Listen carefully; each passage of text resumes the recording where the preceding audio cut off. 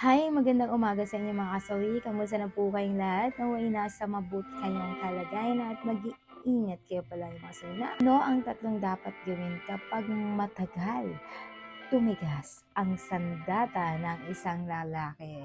Gawin niyo to mga kababaihan o mga girls para naman mas mabilis niyong manggigigil si Mister sa inyo. Ang una mga kasawi is hawakan mo siya. Ayan, kapag once na matagal na magalit si mister sa inyo or manggigil si mister sa inyo, hahawak-hawakan niyo lang ang kanilang sandata. Yung tamang touch na dandahan, yung tamang hindi ka nagpapalata na nanggigigil ka na kay mister. Yung napaka-smooth lang ng paghahawak sa kanya. Yung sinasagi-sagi mo lang ang pag-touch sa kanya. Alam niyo ba, eto yung mabilis na makapampapagigil kay mister kapag once na eto yung ginawa mo sa kanya, mga kasawi. Ayan lang po yung ating una na dapat gawin. Ang pangalawa mga kasi napaka-importante ito, i-massage mo ang sandata niya. Kapag once na minamassage mo yung sandata niya ng dahan-dahan, yung para bang pakiramdaman mo kung ano yung magiging reaksyon niya. Pakiramdaman mo kung ano yung magiging epekto nito para sa kanya.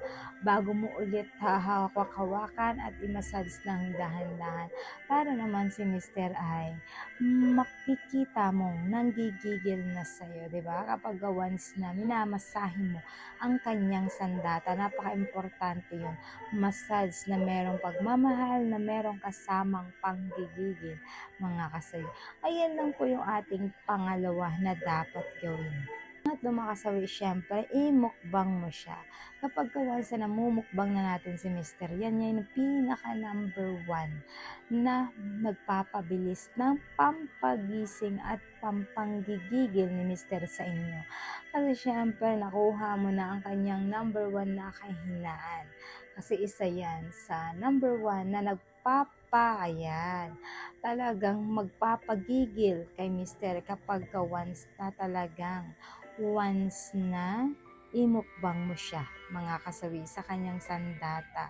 Talagang matutuwa ito sa'yo at mapasasabi pa siya, isa pa nga, ayan, talagang malalaman mo kung ano yung mga dirty talks na sasabihin sa'yo ni mister kapag once na namumukbang mo sila sa kanilang sandata, mga kasawi.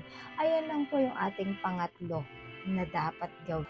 At syempre, hindi mawawala yung aking advice sa topic nito. Laging tatandaan kay mga misis, dapat gumawa kayo ng paraan para naman si mister ay talagang manggigigil sa inyo. Huwag kayong maging boring sa kama.